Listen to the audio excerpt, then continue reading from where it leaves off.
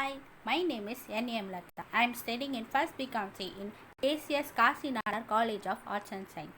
Now we can see about the branch account. Let's see the meaning of that branch account. The dictionary meaning of the word branch in any subordinate division of the business, subsidiary shop, office, etc. branch account is subordinate division சொல்றாங்க. அது எதுக்கு use பண்றாங்கன்னா business, subsidiary shop, office இதுக்கெல்லாம் use பண்றாங்க. Let's see about the types of branches. Dependent branch, independent branch, foreign branch. Now we can see about the dependent branch. The term dependent branch means a branch which does not maintain its own set of rules. அவங்க own set of books maintain பண்ணாமல் இருக்கிறத dependent branchன்னு சொல்கிறாங்க. All records has to be maintained by the head office. Head office தான் எல்லா ரெக்கார்ட்ஸும் maintain பண்ணுவாங்கன்னு சொல்கிறாங்க. When the business policies and the administration of that branch are wholly controlled by that head office. Its account also maintained by it. Head office தான் administration அப்படின்னு சொல்கிறாங்க. Branch அக்கௌண்ட்டை எல்லாமே control பண்ணுறதும் அவங்க தான், மெயின்டைன் பண்ணுறதும் அவங்க தான். Let's see about that independent branch. Independent branch means a branch which maintains its own set of books and has freedom to operate independently. Independent branch வந்து அவங்க செட் ஆஃப் புக்ஸை வந்து அவங்க தான் மெயின்டைன் பண்ணுவாங்க, அவங்க தான் ஆப்ரேட்டும் பண்ணுவாங்க, அது ஃப்ரீடமாக.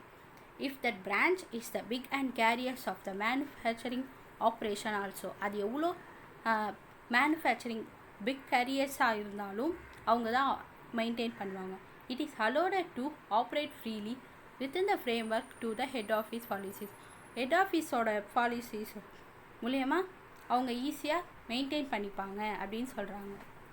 Let's see about the foreign branch. In order to sell goods abroad, branches has to open in that country. Such branches are known as foreign branch. A foreign branch is nothing but an independent branch located in foreign country.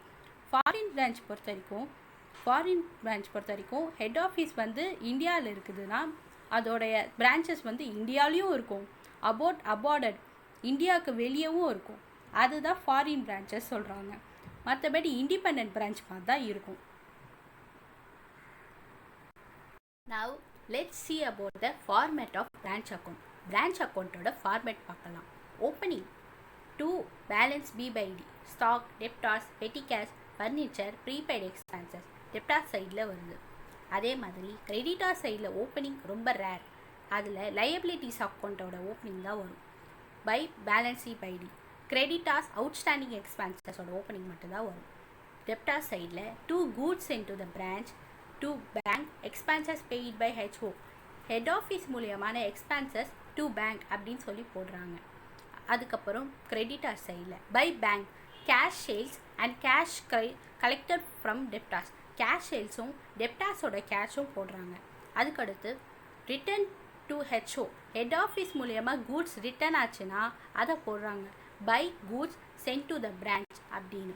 அதுக்கப்புறம் closing by balance C by D, creditors outstanding எக்ஸ்பென்சஸோட closing. அதே மாதிரி creditor சைடில் by balance C by D, stock, debtors, petty cash, furniture அதோட closing.